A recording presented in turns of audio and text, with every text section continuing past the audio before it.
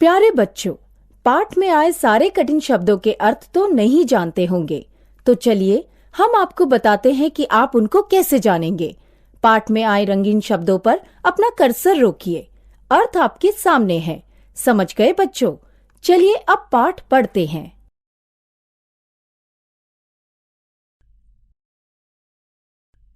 सरदार पटेल। प्रस्तावना। पटेल जी का पूरा नाम था सरदार वल्लभ भाई पटेल। स्वतंत्रता संग्राम के समय गांधी जी के बाद 3 नाम लिए जाते थे: जवाहरलाल नेहरू, सुभाष चंद्र बोस और वल्लभ भाई पटेल। बोस जी विदेश चले गए और बाकी दोनों प्रमुख सेनानी थे। स्वतंत्रता के बाद नेहरू जी प्रधानमंत्री बने और पटेल जी उप प्रधानमंत्री। उन्होंने गृह मंत्री का भी पद संभाला, जिसका कार्य था देश की भीतरी व्यवस्था को देखना। इसी संदर्भ में उन्होंने नए भारत की रचना में योगदान किया और सुदृढ़ राष्ट्र की नींव डाली। भारत 1947 में स्वतंत्र हुआ और अंग्रेज शासन की बागडोर भारतीयों के हाथ में देकर वापस चले गए। जब उन्होंने भारत छोड़ा तब हमें वे क्षेत्र सौंप कर गए जिसमें उनका सीधा अधिकार था। इसके अलावा थे 560 से अधिक देशी राज्य या रियासतें जिनका अपना शासक था, कोई नवाब या महाराजा। ये शासक चाहते थे कि वे पहले की तरह अपने राज्य या रियासत के शासक बने रहे, लेकिन स्थिति को बनाए रखने में सुदृढ़ संगठित राष्ट्र के निर्माण में बाधा आती थी। सरदार पटेल ने कुशल राजनीतिज्ञ के रूप में उन सारी रियासतों को भारत का अंग बनाया और सुदृढ़ भारत राष्ट्र के सपने को साकार किया। वल्लभ भाई का जन्म 31 अक्टूबर 1875 को गुजरात के खेड़ा जिले के एक गांव में हुआ था। उनका परिवार अपनी देशभक्ति के लिए प्रसिद्ध था। उनके पिता श्री झब्बेर भाई प्रथम स्वतंत्रता संग्राम में अंग्रेजों से लोहा ले चुके थे। वल्लभ भाई प्रतिदिन 9 से 10 किलोमीटर पैदल चलकर पढ़ने जाते थे। वे उच्च शिक्षा प्राप्त करना चाहते थे, पर आर्थिक स्थिति अच्छी न होने के कारण उन्हें मैट्रिक के बाद ही मुख्तारी की परीक्षा पास करके आजीविका कमाने में लगना पड़ा। कुछ धन कमाने के पश्चात उन्होंने पहले अपने बड़े भाई को विलायत भेजा और बैरिस्ट्री की शिक्षा दिलाकर उनकी इच्छा को पूरा किया।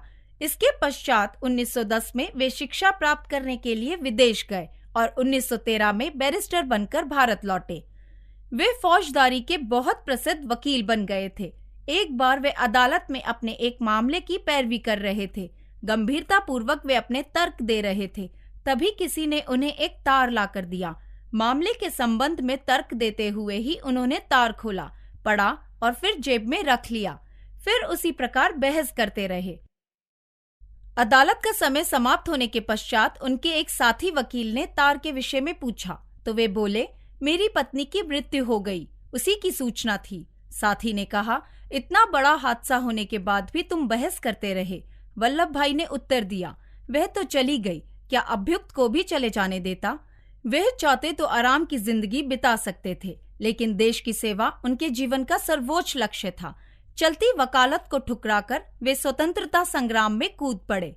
सरदार पटेल बड़े स्पष्टवादी व्यक्ति थे। उनके स्वभाव में असाधारण दृढ़ता थी। 1947 में जब भारत स्वतंत्र हुआ तो देश में 500 से अधिक देशी रियासतें थी। इन रियासतों के प्रमुख राजा महाराजा थे। वे स्वतंत्र रहना चाहते थे।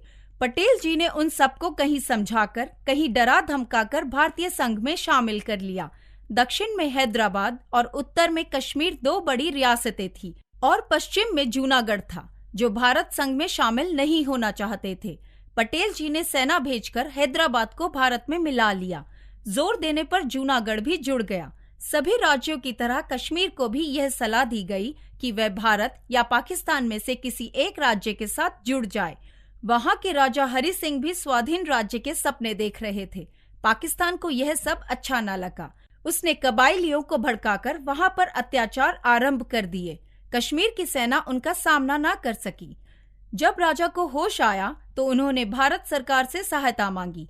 सरदार पटेल ने उनकी इस मांग का स्वागत किया और कहा, मदद अवश्य की जाएगी, पर उससे पूर्व आपको भारत से जुड़ जाना चाहिए। महाराज ने तुरंत समझौते पर हस्ताक्षर कर दिए।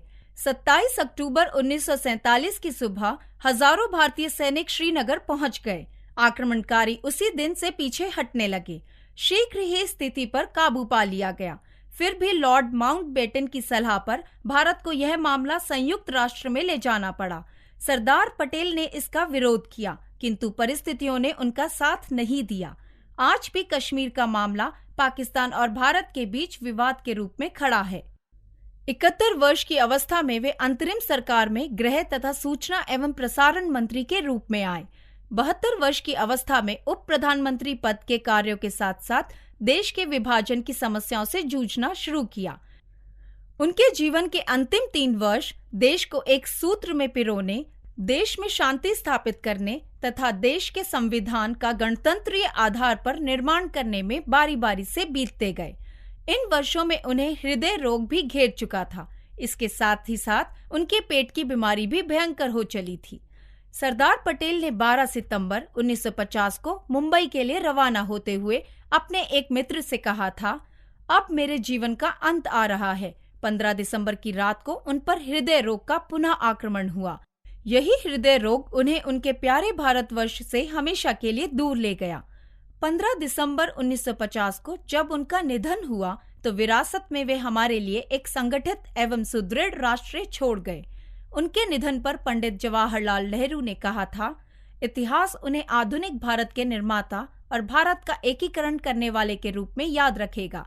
वे स्वतंत्रता संग्राम के एक महान सेनापति थे। वे ऐसे मित्र, सहयोगी और साथी थे जिनके ऊपर निर्विवाद रूप से भरोसा किया जा सकता था।